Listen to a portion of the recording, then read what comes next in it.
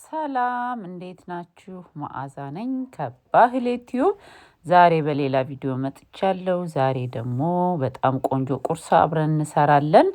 የደማቅ ቅዳሜ በጣም ቆንጆ ቁርስ ነው ዛሬ ደግሞ ወደ እኔ ቻናል ስትመጡ አዲስ የሆናችሁ ሰብስክራይብ እያደረጋችሁ የደወሉን ምልክት በመጫን ቤተሰብ ሁኑ። እንደምታዩት ስክሪኑ ላይ ሁሉን ነገር ጽፌያለሁኝ። የምጠቀማቸውን ዘይት 3 የሾርባ ማንኪያ፣ ሽንኩርት ጨምሬ እየጠበስኩት ነው። ዘይቱ ትንሽ ጋል ካለ በኋላ በጣም የሚገርም ቁርስ ዳቦ ቤት ውስጥ የተራረፈን ካለ ዝም ብሎ የሚንከራተቱ ዳቦዎች አሉ አይደል? አንዳንዴ ሳይበሉ እነሱን ወደሚገርም ቁርስ መቀየር እንችላለን። በጣም ይጣፍጥ ነበረ። በጣም ቤተሰቦቼ ወደውት ቁርስ ብቻ አይደለም ይሄ ነገር እንግዲህ የፈለግነውን ራትም ምሳም አድርገን መመገብ እንችላለን። ረፈድፈድ አድርጋችሁ ደግሞ የምትነሱ ከሆነ ጫን ያለ ቁርስ ለመብላት ቆንጆ ነው። እንደምታዩት ሽንኩርቱን ከነጭ ሽንኩርቱ ጋር ጥብስ ካደረኩ በኋላ ስጋ ጨመርኩበት። ስጋ ስንጠብስ የተፈጨ ስጋ እንዳይያያዝብን በጣም እሳታችንን ሽንኩርቱን ከጠበስኩ በኋላ ቀነስ አደረኩት። ከዛ በኋላ በደንብ ከተፈረፈረ በኋላ እሳቱን ጨመር አድርገን ጠብሰዋለን። በርበሬ፣ ቁንዶ በርበሬ፣ ጨው እና ይሄንን ኦሪጋኖ የሚባለውን ቅመም ነው የጨመርኩት። ኢትዮጵያ ላላችሁ ይሄኛው ቅመም ከሌለ ጦስኝ ማድረግ ይቻላል። ሌላ የምትወዱትን ነገር መጨመር ይቻላል፣ መተውም ይቻላል። የለንም ብሎ አለመስራት አያስፈልግም። በጨው ራሱ በጣም የሚጣፍጥ ቁርስ ነው። ከዛ ቅመሞቹ ጋር አብረን ትንሽ ጠበስ እናደርገዋለን። ስጋውን እንደዚህ ማለት ነው።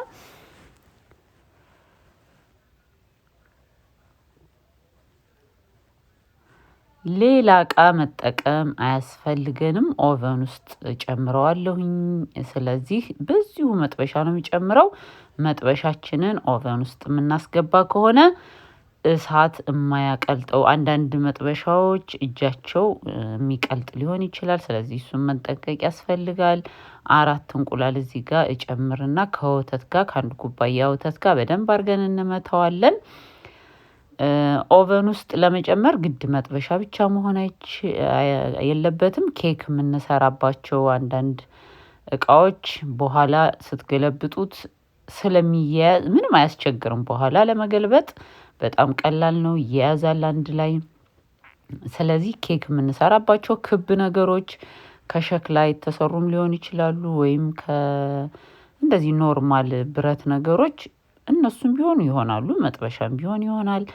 እንደምታዩት ወተትና እንቁላሉን ትንሽ ቁንዶ በርበሬና ትንሽ ጨው ጨምሬ በደንብ እመታዋለሁ ማለት ነው። ወተቱ 1 ኩባያ ወተት ነው የምጠቀመው። ዳቦ እንግዲህ ዳቦውን ነው ዳቦ የምትጠቀሙትን ዳቦ ደግሞ ወተቱና እንቁላሉ ራስ እንዲያደርግልን ነው ማለት ነው። በጎን ደግሞ ያው እንግዲህ ቅዳሜ ጣፋጭ ቅዳሜ ነው የምሰጣቸው ለቤተሰቦቼ። ስለዚህ በጎን እንደዚህ በፒነት አድርጌ የጋገርኩት ብራውን ያለው ሁሉንም ለመስራት ትንሽ ስለሚያስቸግር ነው ለመቅረጽ። ይረዝምባችኋል፣ ረዘመ ትላላችሁ አንዳንዶቹ። ስለዚህ ይሄንን ዳቦ ነው እንግዲህ እኔ አሁን የተጠቀምኩት ለዛሬ። ያላችሁ ዳቦ ቤት ውስጥ ክብ ዳቦ እንደ በርገር ሳንዱች የምጠቀምበት ከሆነ ለ2 ሰንጥቃችሁ ትደረድሩታላችሁ። እንደዚህ ከሆነ ደግሞ እንደዚህ ትቆርጡታላችሁ። ስላይስ ደግሞ ከሆነ የምትጠቀሙት ሁለቱን ትደራርቡታላችሁ። ለ2 እየቆረጣችሁ ለመደርደር እንደሚመቻችሁ እንደ እቃው አይነት ማለት ነው። እንደ ብዛቱ ትልቅ መስራት አሁን ብትፈልጉ 4 ማዕዘን እቃ ካላችሁ ስላይሱን ዳቦ ሁለቱም መደራረብ ይቻላል ማለት ነው።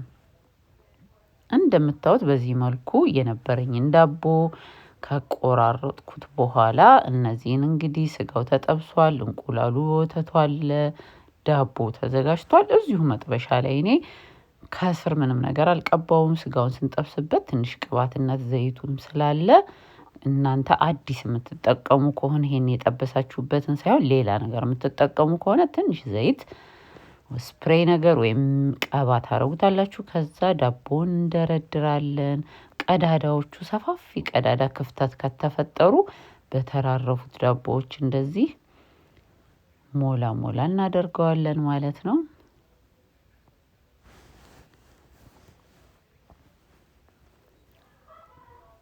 የጠበስነውን ስጋ እንደዚህ እንጨምራለን። ጫን ብለን እንደዚህ እናስተካክለዋለን። ኦቨናችንን ፕሪሂት እናደርጋለን። እኔ ቅድም በመሃል ኬኩን ስቆራርስ ያያችሁኝ ፕሪሂት ለማድረግ ትንሽ ሰዓት ስለሚፈጅ እሱን ትንሽ ደቂቃ እስከዛ ያንን ላድርግ ብዬ ነው። ከዛ እንደዚህ እንቁላልና ወተት የመታነውን በደንብ እናፈስበታለን። ይሄ እንግዲህ ራስ ያደርግልናል፣ ያያይዝልናል፣ ያጣፍጥልናል። ጥቅሙ ብዙ ነው። እንቁላል ወተት ከሌለኝ ምንድነው የማደርገው ካላችሁ እንግዲህ ዱቄት ነገር በጥብጠን ራሱ በውሃም ሊሆን ይችላል በወተትም ባለን ነገር መጨመር እንችላለን። እንዳያችሁት ለ20 ደቂቃ አበሰልኩት ማለት ነው በ350 ዲግሪ ፋራናይት። ከዛ እንዴት መቼም ዳቦ ጎልደን እንደሆነ እንደ መንፋትም ነገር ብሏል እንቁላሉና ወተቱ ጋር ወደ ላይ ብድግ ብሎ በቃ ደስ የሚል ሆኗል። ከለሩ በጣም ቆንጆ ነው የሆነው። ከዛ ቺዝ እንነሰንሳለን። ቀድመን አናደርግም ቺዙ በጣም እንዳይቃጠልብን 2 ደቂቃ ብቻ ከላይ ኦቨኑን ለኩስና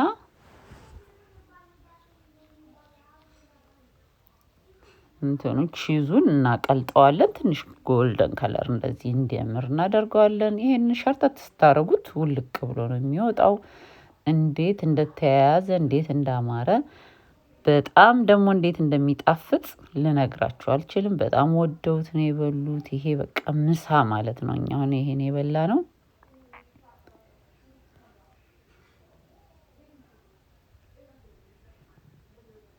እንግዲህ ደማቅ ቅዳሜያችንን ቁጭ ብለን ረጅም ሰዓት እየበላን እየጠጣን ካፒቺኖ ተሰርቶ ነበር።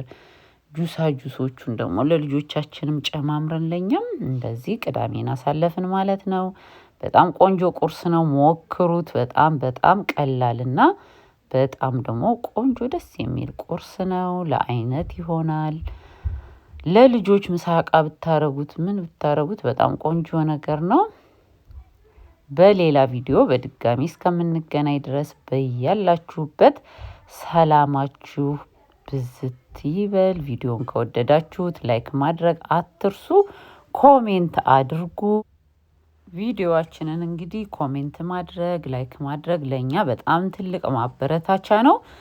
ስለዚህ ኮሜንት ስታደርጉ የሚጻፍ ነገር ባትጽፉ እንኳን የሆነ የኢሞጂ ምልክት የሆነ ምልክት ነገር የልብ ቅርጽ አድርጋችሁ አጋርነታችሁን ማበረታታታችሁን አሳዩ እያልኩኝ በሌላ ቪዲዮ በድጋሚ ደግሞ እስከምንገናኝ ድረስ ሁላችሁም በያላችሁበት ሰላማችሁ ይብዛ። መልካም ጊዜ። ቻው።